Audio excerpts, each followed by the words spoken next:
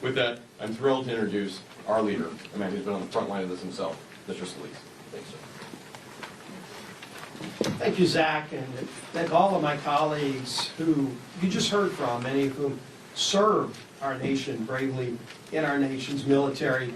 I want to say thank you to the over 1 million men and women in uniform who continue to serve right now, despite the uncertainty, that uncertainty that does not need to exist. And why?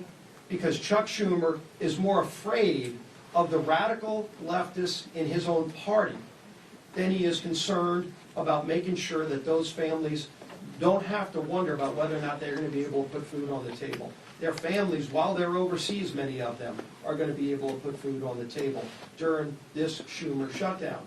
And keep in mind, over 1/3 of all men and women who serve in uniform right now, over 1/3 of them live paycheck to paycheck.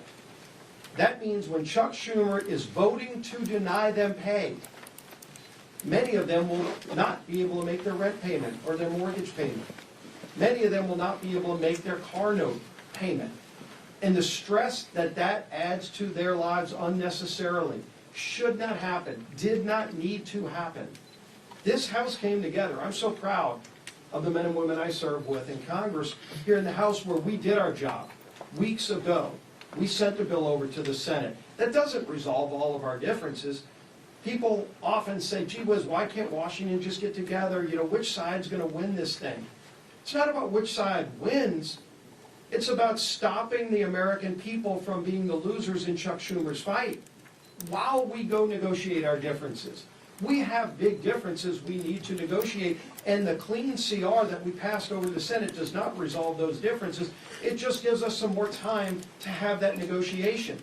And by the way, that clock is getting sooner every day. November 21st is not extending every day that Chuck Schumer continues this charade that he's playing with the lives of millions of American families.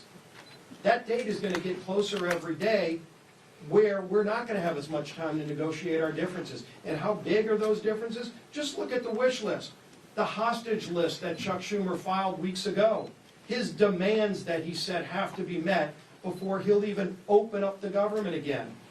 $1.5 trillion in new unrelated spending Chuck Schumer demanded, including, yes, eliminating all the verifications so that illegals will get taxpayer-funded health care. That's in Chuck Schumer's bill. Chuck Schumer guts the $50 billion rural hospital fund to give taxpayer-funded health benefits to illegals in his hostage demands. That's not going to happen.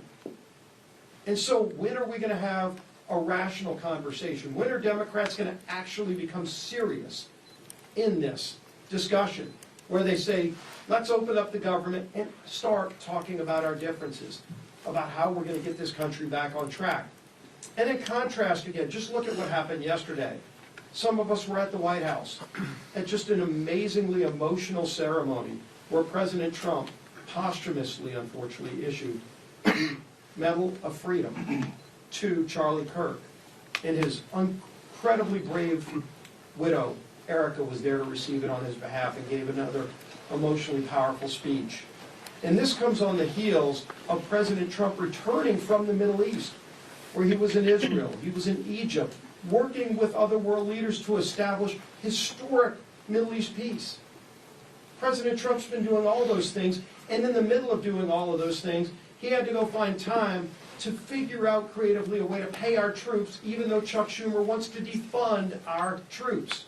Yes, the party, the Democrats, that were for and continue to be for defunding our police now want to defund our military troops by not paying them, by not opening up the government. And the votes are clear. Nobody has to wonder which side is for shutting down the government, which side is for trying to deny troops their pay.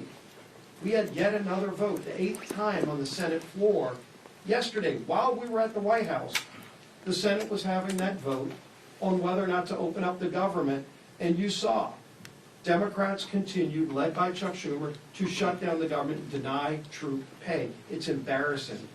It's not just unserious, it's having devastating consequences on millions of Americans around this country, and it doesn't need to happen. We shouldn't have to wait until the Hate America rally this weekend, or whatever it is that's driving Chuck Schumer to keep this going on, this damage that's being inflicted, so that he thinks it's going good for him, while it causes damage, real harm to millions of American families, including our service men and women who are so bravely risking their lives for these great freedoms that we enjoy. We're going to continue to fight for freedom. We're going to continue fighting to open this government and do our jobs.